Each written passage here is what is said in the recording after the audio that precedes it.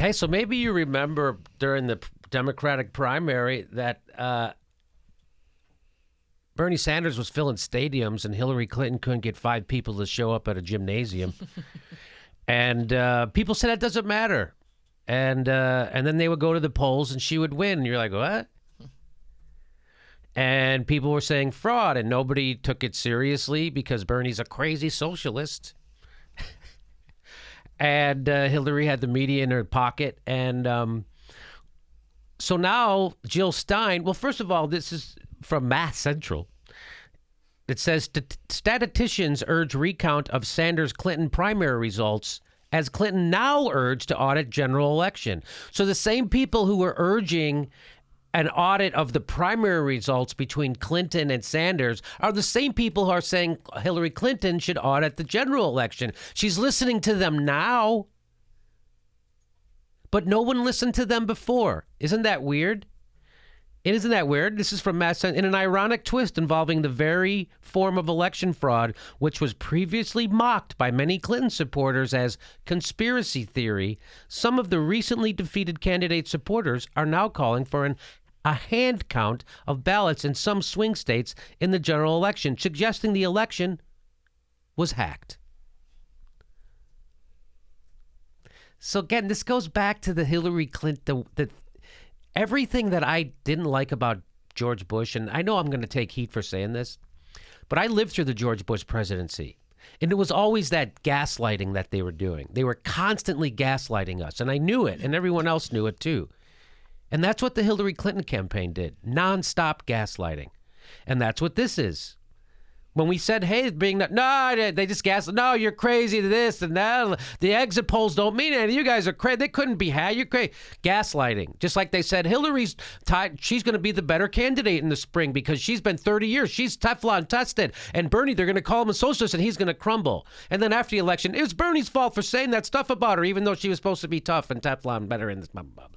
So they were gaslighting. That's what George Bush did, gaslight. That's what the Clinton campaign does, nonstop gaslighting. And there's nothing that fucking makes people more disgusted than when you gaslight them and they know it. And that's what they're doing. So they did that. Now they're going, oh, no, by the way, the exact same fraud that you guys were saying happened. No, maybe it is. Because now we have a different standard because it's happening to us.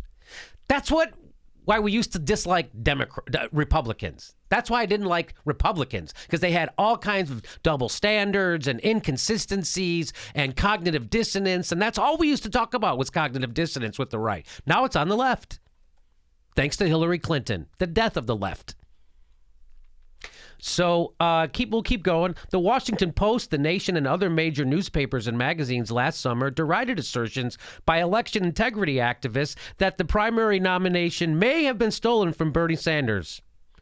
So all the mainstream news media, even the lefty media, The Nation, was get out of here, get out of.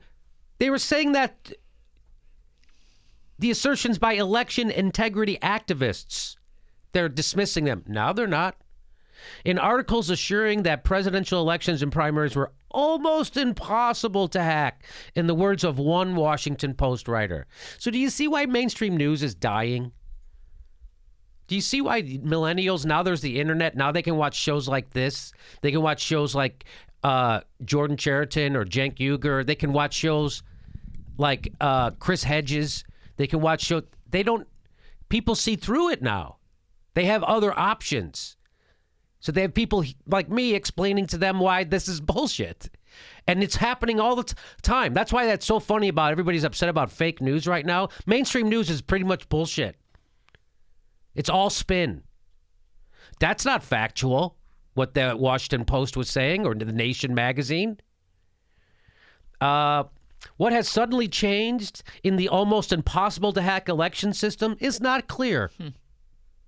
Oddly, the major media never covered calls by statisticians, including the 100th president of the American Statistical Association, to recount the votes in the Democratic primary. So the mainstream news completely ignored that call for a recount. The president of the American Statistical Association, tougher to say anything, Clinton supporters have seized upon the remarks of Alex Halderman, director of the University of Michigan Center for Computer Security and Society, who said of discrepancies between polling results and the final tallies, the only way to know whether a cyber attack changed the result is to closely examine the available physical evidence, paper ballots, and voting equipment in critical states like Wisconsin, Michigan, and Pennsylvania.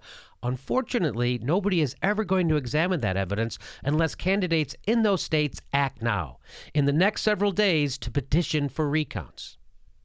So this is the guy from the University of Michigan. So this isn't a quack or a crank, right? This is the guy who is the director of the University of Michigan Center for Computer Security and Society. University of Michigan, pretty good school. He's the director of security, of computer security and society. So I don't think that guy's a quack or a crank or what. I think he has some serious inquiries.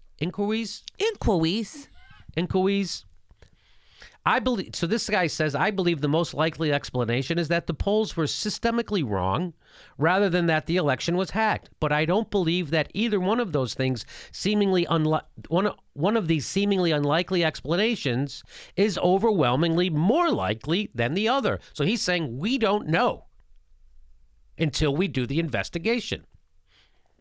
Last summer, during and after the Democratic primaries, statisticians and election experts called for hand counts of ballots in key primary states and recommended in a major report the decertification of primary results between Clinton and Sanders in every state in which we have established a reasonable doubt as to the accuracy of the vote tally.